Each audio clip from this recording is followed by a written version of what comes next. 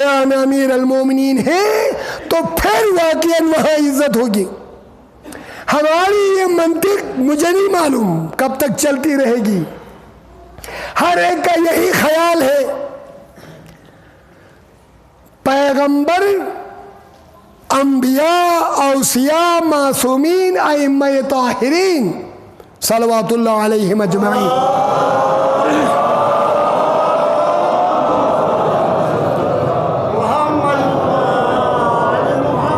نگر میں کم سے کم یہ سوچ ہونی چاہیے جو نہیں ہے.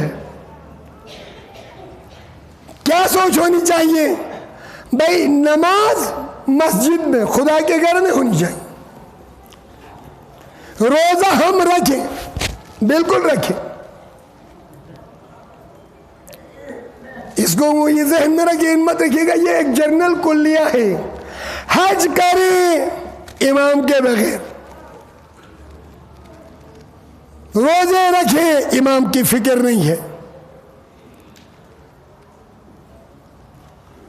امر بالمعروف کریں امام بیچ میں نہیں ہے، نہی از منکر کرے امام درمیان میں ندارت، صلوات پڑھو امام کی خیال نہیں ہے، زیارت امام حسین کو جاؤ حجت خدا کا ذکر ہے ہی نہیں، 40 کی زیارت میں جاؤ 5 کروڑ شیعہ مشی کرتے ہیں، زمانے کا حسین غائب ہے بیچ میں، اکیلا تنہائی میں گھومتا ہے. کو مجھے نہیں معلوم کہ کیوں ایسا نہیں ہے. زیارت جامعہ کبیرہ جا کے پڑھو، ترجمہ آ چکا ہے. یا السلام علیکم یا اہل بیت النبوہ، تم پر سلام و نبوت کے گھر والوں، وموضع الرسالہ، آسمانی پیغامات کے جو جہاں اترتے وہ گھر تمہارے ہیں.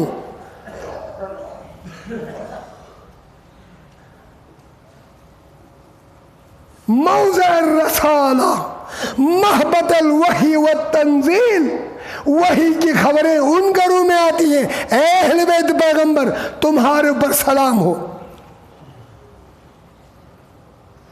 منتہا العلم، تم علم کے خزانے دار ہو، انتہا تم پہ ہے.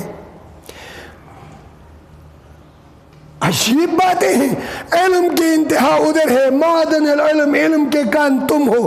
وہ آگے جا کے کہتا ہے وساست العباد، بندوں کی سیاست مدار تم ہو.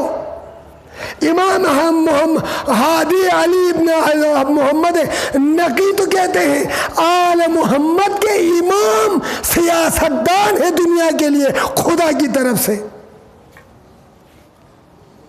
ہم کیا کرتے ہیں؟ سب کچھ صحیح سیاست ہو تو انسانوں کے ناموں کے ساتھ، نظریہ ادھر نہیں ہے، امامت ادھر نہیں ہے، تو اصل میں امانتوں کی حفاظت کرنی پڑتی ہے، معاشروں کی عزت و غیرت کا دفاع کرنا پڑتا ہے، بجٹ کا اندازہ ادھر ہوتا ہے. ممبر وہاں پر کوئی بھی ہو، ہر پارٹی بچہ دینی ہو یا دنیاوی پارٹی ہو، سب کہتے ہیں ہماری پارٹی گدھے کو کھڑا کرے تو ہم گدھے کو ووٹ دیں گے، کھمبا کھڑا کرے تو کھمبے کو ووٹ دیں گے. معاشرے مل کے یہ کیوں نہیں سوچتے کہ باہر سے آنے والی پارٹیاں ان معاشروں کے بزرگوں اور جوانوں سے پوچھ کے نمائندے کھڑے کرے؟ تمہاری ثقافت اتنی مضبوط کیوں نہیں ہوتی؟ کوئی باہر سے آ کے اپنی مرضی کا نمائندہ تمہیں دے، بجائے تم اتنے طاقتور ہو جاؤ کہ وہ پارٹی تمہارے پاس آ کے کہے ہم اس علاقے میں سیاست لڑنا چاہتے ہیں، تم بتاؤ تمہارے معاشرے کے لیے مفید انسان کون ہے؟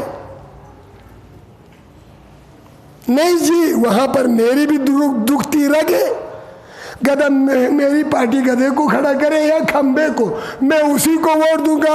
اگر گدھا اور کھمبا تمہارا ٹارگٹ ہو جائے تو گدھوں پر الزام لگا. میں دوبارہ دہرا رہا ہوں یہ نقطہ، ان گدھوں پر یہ الزام لگا کہ گلگت بلتستان سے یہاں سے ناموس کو لے جا کے اسلام آباد میں بیچا گیا. کسی نے ہر جانے کا دعویٰ نہیں کیا، ہمارا استحقاق مجروح ہوا. بھائی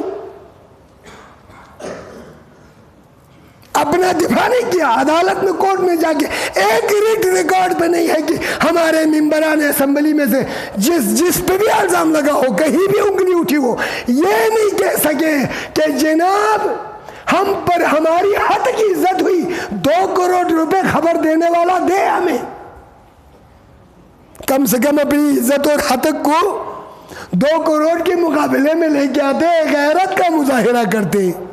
تم کھمبے کو ووٹ دیتے جاؤ تو کھمبے وہاں پر بجٹ تو کھاتے ہی کھاتے ہیں، ساتھ عزتیں بھی لوٹ کے چلے جائیں گے۔ ان کو تو عزت کا تصور ہی نہیں ہے، ان کو جہاں سے ملے جیسے تیسے مانگے تانگے کا پھنڈ ملے، عزت گئی باڑ میں۔ ایسی روح کے ساتھ میدان میں خود کھڑے ہو جاؤ، لوگ ان سے پوچھیں، خود ہی کو کر بلند اتنا کہ ہر تقدیر سے پہلے خدا بندے سے خود پوچھے، بتا تیری رضا کیا ہے؟ کیا اقبال نے اس سے علاوہ کوئی تشریح کی ہے کہ قوموں کی عزت ان کے ہاتھ میں ہوتی ہے، یا وہ خدا کے ساتھ ہے یا ابلیس کے ساتھ؟ درمیان کا کوئی راستہ نہیں ہے۔ ہاں، خدائی راستے میں جو بھی قوت تمہارے فائدے کا دفاع کر سکے اس کو تم اپنے لیے استعمال کرو، تم ان کے لیے استعمال مت ہو جاؤ۔ کون عقل ڈالے گا تمہارے اندر؟ یہاں تو ہمسایہ کے ساتھ اتنا دشمن ہے، اگر کوئی مہمان آ کے ہمسائے سے اس کا پتہ پوچھے تو اس کے بارے میں کہتے جی مجھے پتہ ہی نہیں ہے اس کا گھر کدھر ہے، پہلو میں گھر ہے۔ باہر سے آیا ہوا اجنبی اخلاقیات میں اتنے گر گئے ہیں کہ لوگ ایک دوسروں کو اپنے آئے ہوئے مہمان کو صحیح راستہ نہیں بتاتے، کیونکہ محلے میں اس کے ساتھ میری رنجش ہے، ماں صدر سے تعلقات ہی ٹھیک نوش، تو وہ تو مہمان پتہ چاہیے مشا بوٹے صحیح نہ دینے، پیر گاؤ پتہ نہیں کدھر مرا ہوا ہے، دفع کرو ادھر گیا ہو۔ صلوات پڑھے محمد آل محمد۔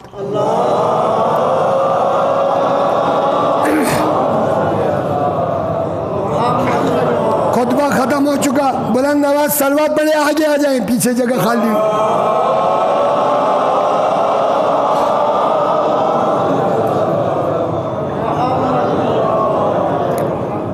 بلند آواز سے صلوات پڑھیں، آگے آ جائیں بھائی، آگے جگہ خالی ہے، جگہ جگہ پہ۔ تمام مومنین سے درخواست ہے کہ وہ پہلی صفوں میں آگے آ جائیں تاکہ پیچھے سے آنے والوں کو راستہ آسان ہو اور بیٹھنے میں مشکلات نہ ہو۔ آگے جگہ خالی ہے، بہت جگہ خالی ہے، آگے آ جائیں تاکہ پیچھے سے جگہ مومنین کے لیے میسر ہو سکے۔ ہمیں عزت کے ساتھ جینے کی توفیق عنایت فرما۔ ہماری اس مسجد کی تعمیر و ترقی کے آغاز سے لے کے اب تک جو مومنین گزر چکے ہیں، مومنات گزر چکی ہیں، جن کی قیمتی اس میں ان کا حصہ ہے، خدایا ان کو غریق رحمت فرما۔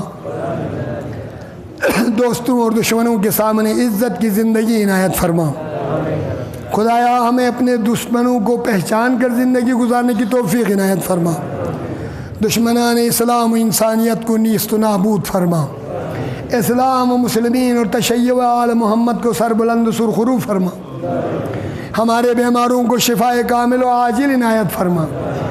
ہمارے سے مسافروں کو بصحت و سلامت اقربا کے ساتھ ملاقات کی توفیق عنایت فرما۔ حج و زیارات کے متمنی روحوں کو، بے چین روحوں کو زیارات آل محمد سے مشرف فرما۔ پروردگارہ اپنے سچے نبی کے وعدوں کے مطابق، اپنے کلام کے معجزات کے مطابق پروردگارہ ہمیں بھی اپنے عزت دار بندوں میں شامل فرما۔ پروردگارہ ہمارے بے روزگاروں کو باعزت روزگار عنایت فرما۔ ہمارے برسر روزگاروں کے روزگار میں برکت، توفیق و توسیع عنایت فرما۔ پروردگارہ ہمارے جو بھی حاجات شرعیہ ہیں دنیاوی اخروی، ان سب کو اپنے لطف و کرم اور عنایت سے بھر لا۔